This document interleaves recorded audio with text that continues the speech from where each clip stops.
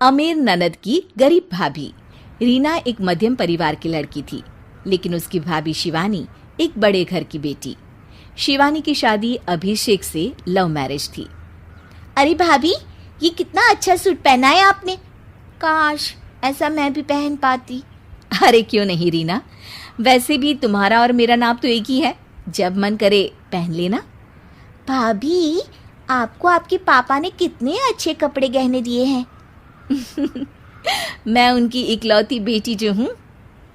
बेटी तो मैं भी इकलौती हूँ, लेकिन क्या करे, पापा है नहीं, पता नहीं कैसे होगी मेरी शादी। तभी वहाँ शिवानी की सास आ जाती है।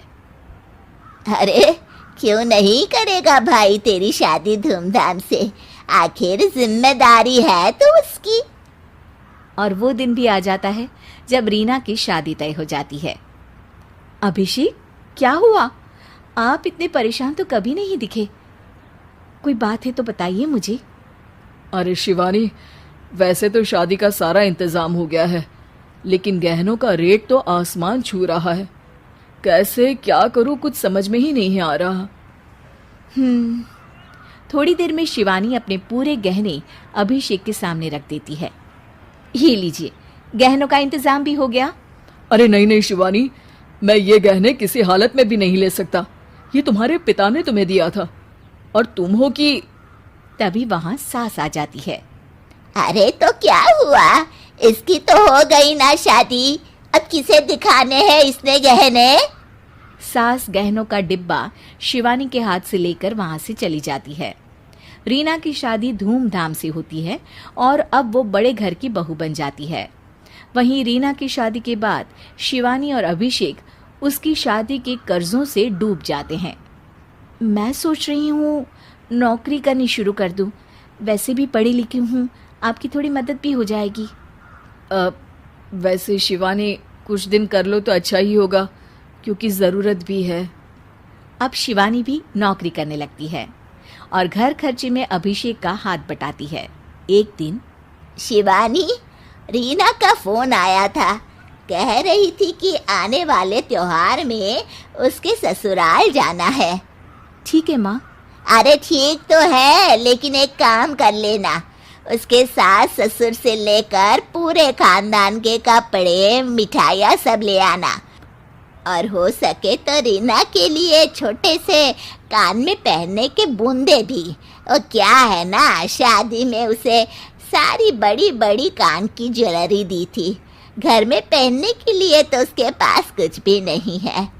शिवानी सोच में पड़ जाती है कि वो क्या करे, क्योंकि कर्जों और घर के खर्चों के बाद तो पैसे बचते ही नहीं थे। शिवानी फिर अपने पिता को फोन करती है और उनसे पैसे मांगती है। देखो शिवानी, मैंने तुम्हें शादी के वक्त ही मना किया था कि ऐसे घर में शादी करनी ही नहीं चाहिए। अरे अभिषेक को शर्म आनी चाहिए जो ससुराल से पैसे मंगवा रहा है। शिवानी को पिता की बात पर गुस्सा आ जाता है। आप मेरे पिताजी हैं और मैं परेशान थी इसलिए आपसे मदद की उम्मीद की पापा। अभिषेक को तो पता भी नहीं है कि मैंने आपसे पैसे मांगे हैं। शिवानी सोचती है कि वो अभिषेक से बात करे, लेकिन फिर उसे लगता है कि वो टेंशन ले लेगा। तभी शिवानी की नज़र हाथ के कंगन पर पड़ती है। सीधे बाजार जाती है और उसे बेचकर ननद के घर ले जाने का सारा सामान लेकर आती है और सास के सामने रख देती है। हाँ ठीक है, लेकिन फल थोड़े और अच्छी क्वालिटी के होने चाहिए थे। शिवानी कुछ नहीं कहती, वहां से चली जाती है। एक दिन शिवानी, रीना का फोन आया था, बहुत रो रही थी। क्यों माँ, क्या हुआ? सब ठीक तो है ना उसके ससुराल में? अरे तूने तो उसकी नाक ही कटवा दी। अब मैंने क्या कर दिया माँ? कह रही थी कि बड़े घर की बहू है भाभी, जो कपड़े दिए वो ब्रांडेड भी नहीं थे। तू तो जानती है ना उन लोगों का पहनावा कितना अच्छा है। तू तो मेरी बेटी का भला कभी सोचती नहीं।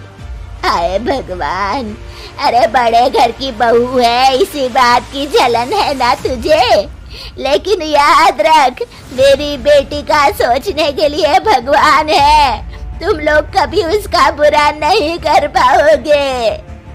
अब शिवानी के मन में सवाल था कि क्या ईश्वर सिर्फ रीना के साथ है, उसके साथ नहीं।